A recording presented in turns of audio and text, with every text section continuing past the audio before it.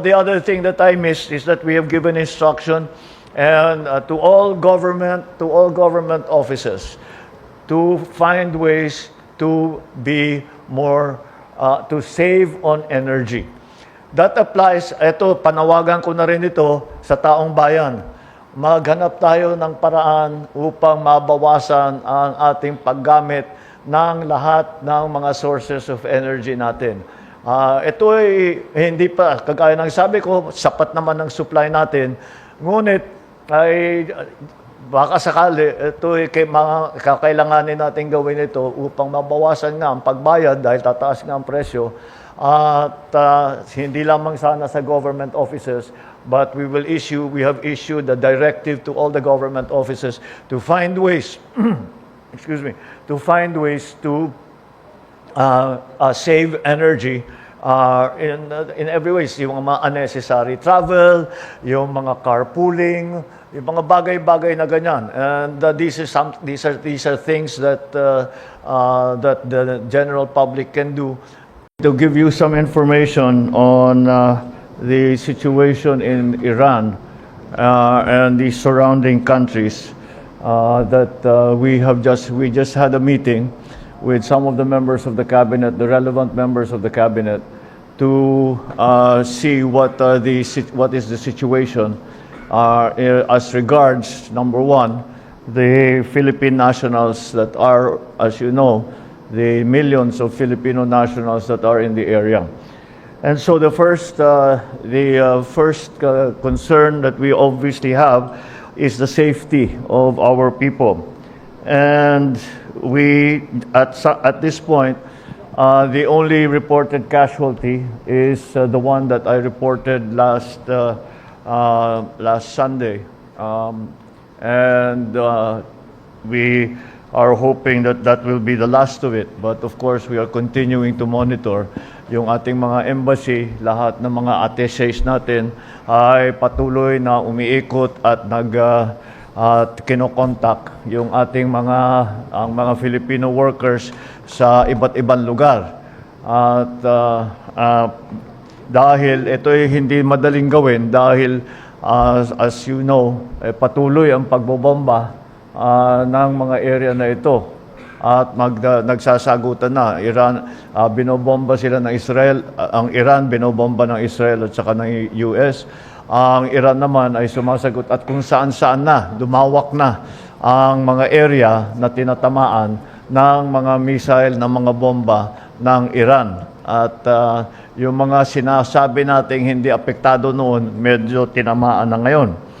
And that is why we meron tayong mga pinaplano dapat na mga ruta kung saan natin mailabas ang ating mga kababayan, mga overseas workers.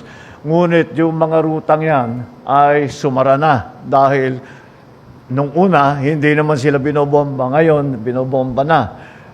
So kaya very fluid ang situation, kaya patuloy namin monitor. We are in continuous constant contact with our labor attaché, of course our ambassadors, our labor attachés and our defense attachés para malaman kung ano ba ang sitwasyon. Unang-una, meron na tayong mga request na for repatriation. Halo-halo ito. Meron dito yung talagang pauwi na, natapos na ang kanilang trabaho, natapos na ang kanilang kontrata, pauwi na dapat sila talaga. Yung basically dahil nagsara lahat ng airport, walang lumilipad na eroplano, na-stranded sila. At yung isang grupo naman ay yung mga tiga doon na gustong lumabas at umalis doon sa danger area. So as of early this morning, 10 ang gusto magpa-repatriate from Iran. Ang pinakamarami from Israel, 297, 22 from Jordan, 231 from Bahrain, 586 from Dubai, 270 from Abu Dhabi. All together, that's 1,416 Filipino nationals who have requested repatriation. Ito ngayon ang problema. Ang problema, walang lumilipad na eroplano. At yung mga airport ay tinatamaan na. We have heard reports of attacks on different airports around the region. Generally this is by Iran. Yung mga tumulong sa Amerika at yung mga bansa na tumulong sa Amerika ay inaatake ngayon ng Iran as retaliatory strikes. Kaya very fluid ang situation. Ang assessment namin is delikado siguro magpalipad. Kahit na kaya nating magkumuha ng eroplano at ipasok, wala tayong magagawa. Dahil, number one, the airports are closed, there are all no-fly zones. This is a combat area. And ang kinakatakutan ko sa lahat ay yung nangyari, I'm sure nabalitaan ninyo lahat, tatlong fighter jet ng Amerikano ay pinabagsak ng Kuwait by mistake. So, kung commercial airline, baka magkamali din at baka they will attack it by mistake. So that's what we are worried about. So siguro yung pagpalipad ay hindi muna natin gagawin. Ngayon, by land, meron mga option na nagsasabing by land. Yun din ay delikado din dahil kung magkaroon ng friendly fire incident, alam nyo, pagka may putukan, it is an active combat zone. Pag nakakita ka ng maraming sasakyan, baka bombahin yun. Because they will misidentify it as some hostile movement.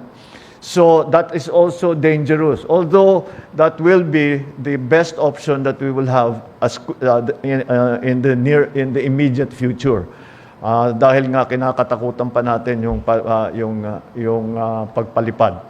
So, ang advice na binibigay natin sa ating mga kababayan ay maghanap kayo ng safe place at doon kayo muna at you stay there and you stay in a safe place and stay indoors and stay away from areas of danger.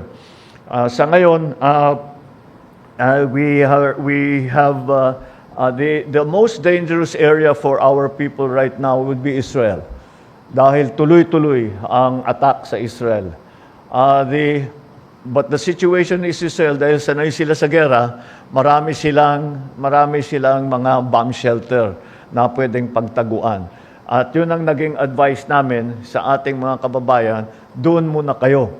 Para maging mas maginhawa para sa kanila, kumuha tayo ng nakipag-usap tayo sa mga iba't ibang hotel na malapit doon sa bomb shelter, na doon sila muna pumunta, doon sila muna, at pagka may air raid alarm, tumakbo muna sila sa bomb shelter.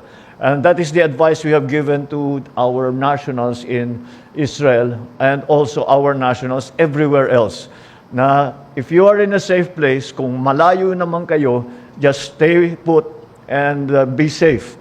And we will slowly try to find ways. For those who want to be repatriated, we will find ways to get you out safely.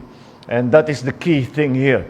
Pinakauna nating tinitignan ay dapat ligtas sila, hindi sila magkaproblema, hindi sila ma-attack dahil sa misidentification, dahil nga tuloy-tuloy ang pagbomba, missile attacks, drone attacks, and we already have seen friendly fire incidents in the past day. So kailangan natin bantayan yon. So right now, safety first for our people, and they are in constant contact with our embassy staff, both and the families of those who are working and living in the Gulf countries. Meron silang hotline with the Department of Migrant Workers and also with the DFA para maitanong naman nila kung anong kalagayan ng kanilang mga kamag-anak. The other thing is yung contact, may telepono pa.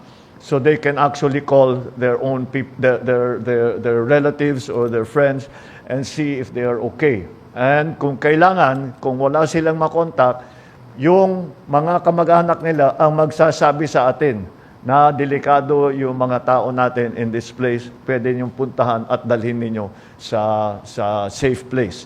So, in general, that is the situation right now. We are, of course, on 24/7 alert. The embassies and all our foreign posts have given the hotline numbers and all the other modes of contact. But essentially, ang advice natin sa kanila, shelter in place and follow the host government's advice. Yun ang magiging pinakamahalagang impormasyon dito ay kung anong sabihin ng ating ng mga local authorities. Kaya mabuti naman dahil napakarami nating kababayan doon, marami tayong contact point sa mga gobyerno sa iba't ibang bansa kung saan nandoon ng may OFW na Pilipino. So, ang ginagawa natin, sila ang tinatanong natin. Sila ang may pinakamagandang impormasyon na makapagsabi sa atin, safe na ilabas ninyo na, i-evacuate nyo na yung mga tao ninyo. And what means of evacuation that will be, and where, kung saan idadaan, ang ating mga kababayan para sila ay malagay muna sa safe place at eventually maiuwi dito sa Pilipinas. So, these are the plans that we have to in place. Maglalagay na sana tayo ng mga quick response team doon sa mga crossing area. Pero kagaya ng nasabi ko, yung mga crossing area, kung maalala ninyo, halimbawa, remember when the Hamas attack was done in Gaza, dinaan natin sila sa Rafah crossing, nagpunta sila sa Egypt. Ngayon, ang karamihan ng mga Pilipino in Israel are in Tel Aviv. Malayo na yun sa Rafah crossing. So we have to find other ways. So sa ngayon, we are depending on the advice that will be given to us by the local authorities in the place where our nationals, where our people are. And that is what we are hoping we will be able to determine, to assess when it is safe for us to. We already are collecting assets, mga bus, mga sasakyan. We are already collecting those assets para pagbigyan tayo ng kahit counting window, sabihin, meron kayong 3 oras, ready na tayo para mailabas na kagad sila. O yung mga kababayan natin, there's another thing that we're doing, yung mga kababayan natin, mga workers natin na nasa areas kagaya ng mga oil refineries sa Saudi. Oil refineries have now become a target. Maraming Pilipino doon. So in the other places that are danger areas where there are plenty of Filipinos, nilalabas din natin sila doon to bring them to a safer place. So yun ang ating ginagawa for now within the area. Mahirap pa talagang pumasok at lumabas doon sa area na ngayon. Dahil ang lumilipad lang ngayon ay ang mga fighter jet at saka drone at saka missile. Kaya it's not a place that you would want to put in a civilian aircraft to take out our nationals. But as I said, the situation is changing by the minute, by the hour. Kaya we just have to be in very good and close contact with the local authorities so that they can give us. But we are also talking to our friends in the United States, our friends in Israel, so that they can give us an idea. Hindi sila magsasabi kung ano yung gagawin nila, pero they can give us advice. Huwag kayong munang papasok dito sa lugar na ito dahil magulo pa dyan. Huwag kayong papasok. O dito, medyo safe na dito, etc. So, lahat ng ating kayang kausapin para magbigay ng impormasyon sa atin, para naman maging safe ang ating mga kababayan ay ating ginagawa. The other aspect that we met about today was about the economic impact that this will have on us. As you can imagine, oil the prices of oil have already taken a adjustment upwards. But it went all the way up to 82 pesos. I'm sorry, $82. Initial shock. Pero they closed out at 76.50. So nag-adjust na pababa. So that is expected. First of all, let me assure everyone that we have sufficient supply of oil. Meron tayong stockpile that are approximately 50 to 60 days in terms of gasoline, in terms of fuel oil, and in terms of kerosene. So that is let me immediately allay the fears of everyone that our supply of oil-derived product, oil products, oil-derived product, even fertilizer is something that we had to look at, and we have sufficient supply. Let me look at the precise numbers. For our stockpiles are diesel, we have 50.5 days. Fuel oil is 51.5 days. Gasoline is 51.5 days. Kerosene, we have 67.5 days. Jet fuel, A1 jet fuel is 58 days. LPG is 29 days. So we are okay for that period of time. Ngayon, to further provide the supplies of these oil products, ay yung ating mga pinagkukuhanan ng ating mga iba't ibang oil products ay meron din silang stockpile. So, hindi pa yun, hindi nalabas, hindi pa nila ina-export. So that is another potential supply for us.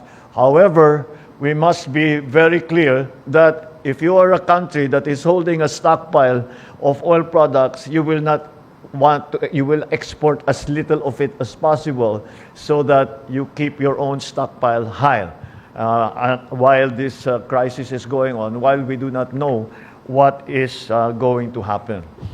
However, beyond that, of course, there will be a great effect on the oil prices that we are facing here. We have already seen the reaction on oil products, sa crudo, sa gasolina, sa LPG, at naramdaman na kaagad, and that's again expected. So we have put together some scenarios. We cannot know. We have heard many estimates kung gaano katagal ito. Ang naririnig natin coming out of the United States is 4 to 5 weeks. Hopefully, it will be less. And hopefully, before the 4 to 5 weeks, the level of intensity of the fighting will come down. In other words, the commerce will proceed in a more or less normal way, number one. And secondly, that the oil production will start to normalize. And hopefully, of course, this is our hope, sooner rather than later, that this will happen. However, in the scenario that Dubai crude it comes between between $80 and $90 per barrel, and this lasts for 2 months, we have identified, and assuming that Iran exports continue, although I don't think that is a fair assumption anymore, because that's going to be the first place that people the attacks will occur. So the response of the government, some of the interventions that we are thinking about, is to have targeted fuel subsidies to the affected area, to the affected sectors, such as the transport sector, the agri-sector. The agri-sector comes into play because fertilizer is a petroleum derivative that comes from the oil, and for fisher folk. As soon as oil prices breach $80 per barrel, meron na tayong gagawin, and we will use several of the funds. We will use the funds. For example, we will use the Pantawid Pasada program and the subsidy for farmers and fisher folk. We are also trying to look at the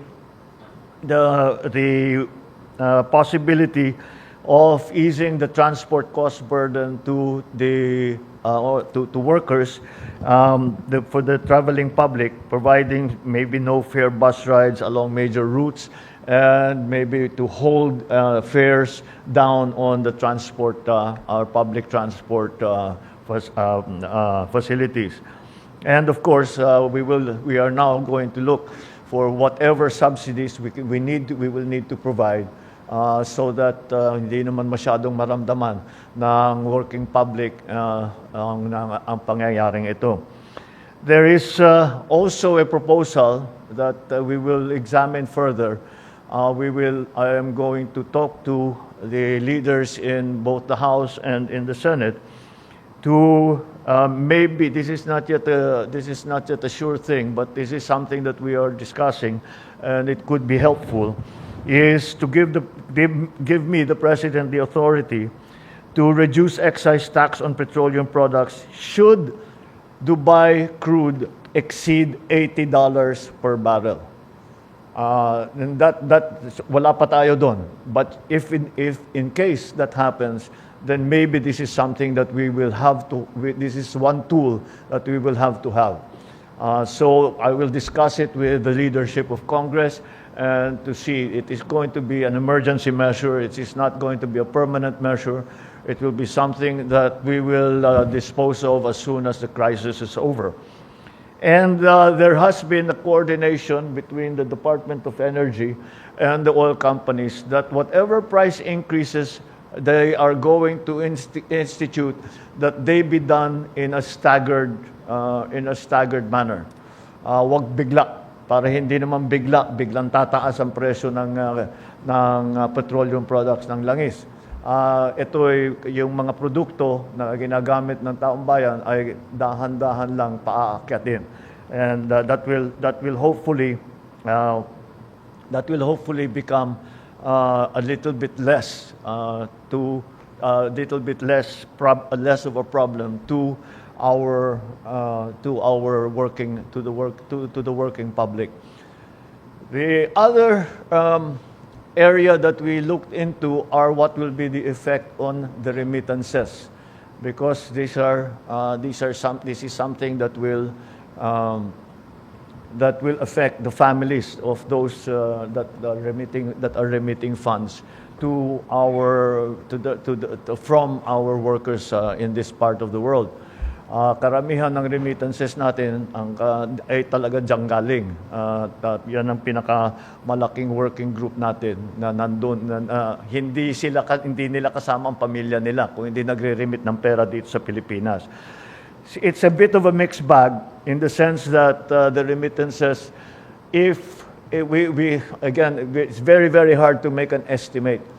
Right now, most of these places, I would estimate, Sec Hans, would you estimate how many of the workers that are in the Gulf countries are presently working normally?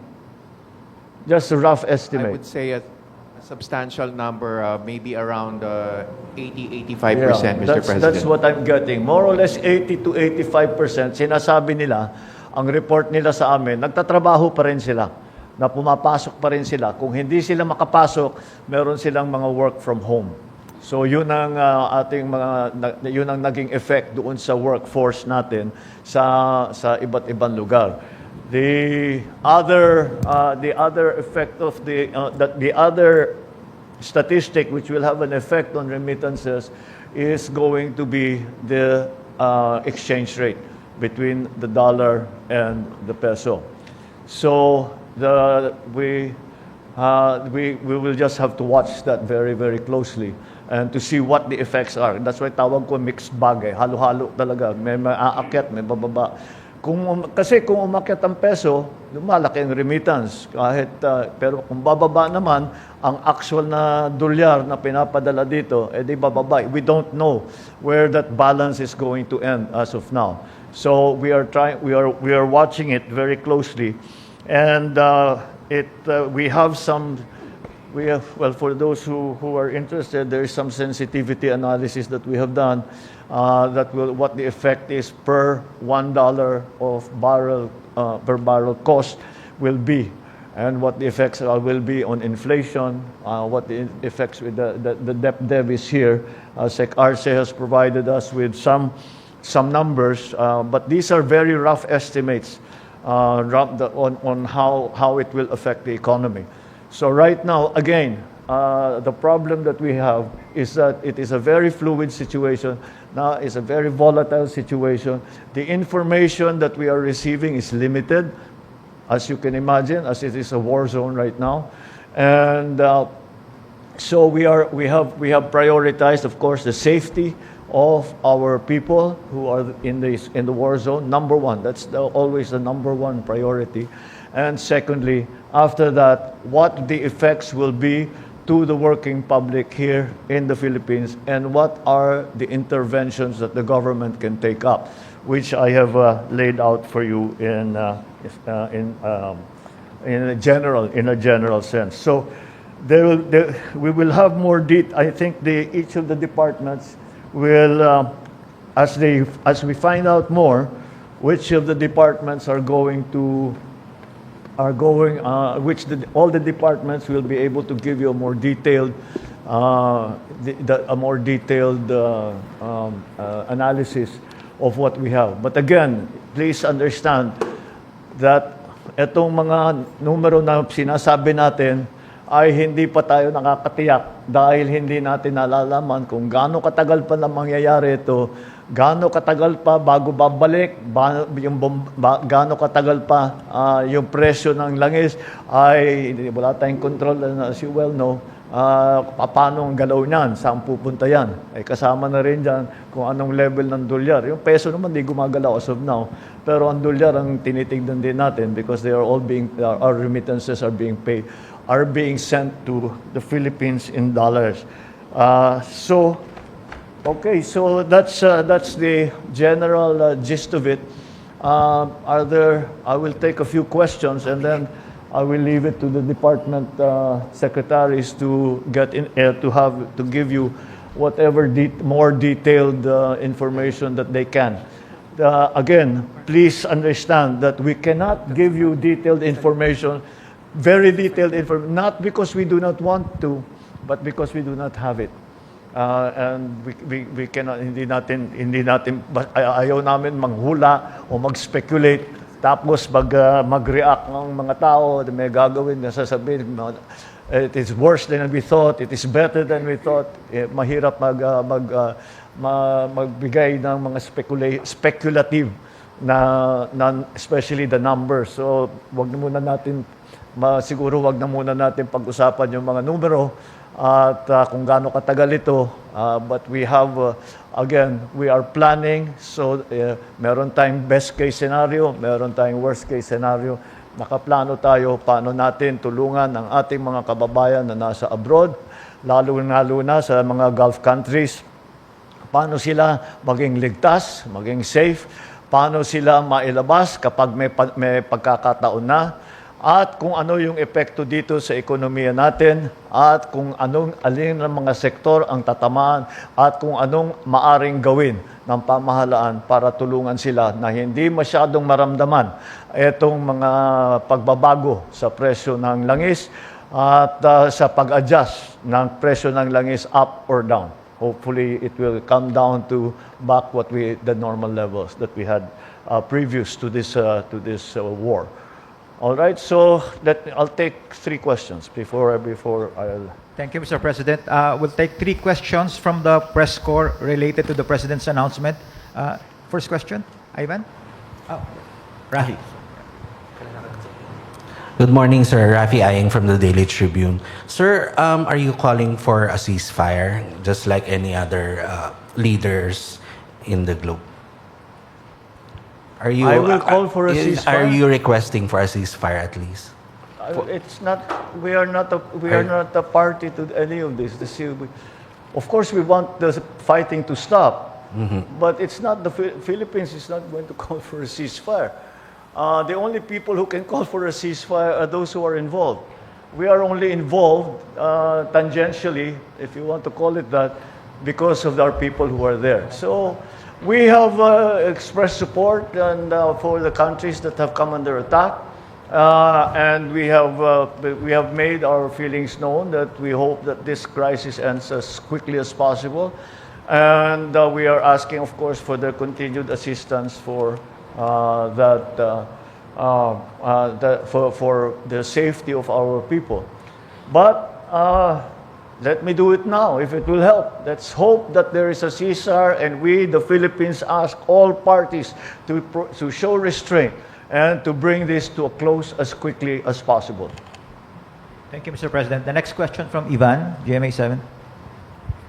Mr. President, with the expected oil price hikes in the coming weeks and disruption in the global supply chain, I think it's also a fair assumption na tataas din po ang presyo ng ibang mga consumer goods. Are there certain goods that we are bracing for, and what interventions are in place? Well, it all depends on how long this lasts. Kasi kung matagal ito, doon mararamdaman. It takes a little while for these price shocks to go through the system bago maramdaman yung daily consumers na maramdaman nila sa presyo ng mga iba't ibang produkto. But because there will be, siyempre magkakaroon ng effect yan pero yung mga halimbawa, the only place where the transport has been disrupted is really in that area. So even if you think about it, yung mga barko na parating na rito, papunta, mag-deliver ng mga goods, they are still traveling towards here. So that's why I'm saying it will take time for any of the effects of the oil price shocks to work through the system. And of course, the prayer that we have is that before they work their way through the system, matapos na ito. So that hindi na masyadong maramdaman ng taong bayan. Thank you, Mr. President. The last question will come from Ann Soberano from Radio Bombo. Mr. President, good morning po.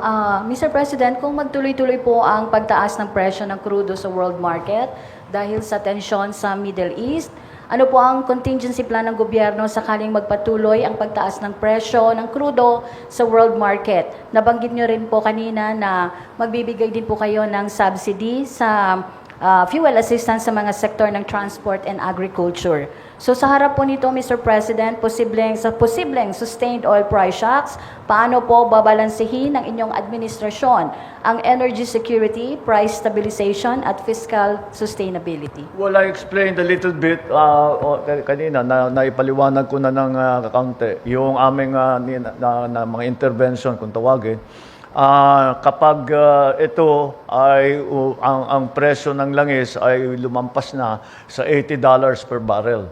So, yun na nga yung sinasabi ko, magpo-provide tayo ng subsidy para sa ating mga sektor, sa sektor ng ekonomiya na talagang maapektuhan, na mabigat. At yun ang nabanggit ko ay number one, of course, the transport sector. At saka ang ating lahat ng gumagamit ng langis, but then, and that is of course that goes to everybody, but depending again on the price increases or decreases and the adjustments that will happen and how long those prices will be sustained or will last. Depende yan. Kung masyadong matagal, iba yung gagawin natin. We are already looking into adjusting, hopefully, the excise tax on fuel, on the other elements na financially magagawa natin to lower the prices of other goods.